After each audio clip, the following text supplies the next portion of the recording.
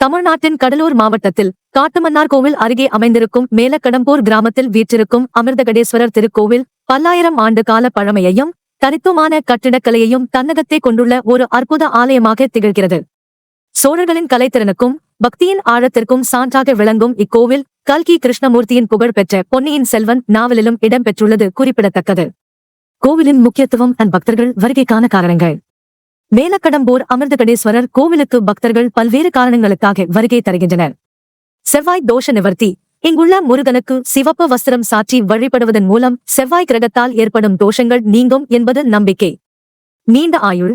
60 வயது பூர்த்தியானவர்கள் இங்கு சஷ்டி அப்த பூர்த்தி செய்து கொள்வது நீண்ட ஆயுளை தரும் என்பது நம்பிக்கை.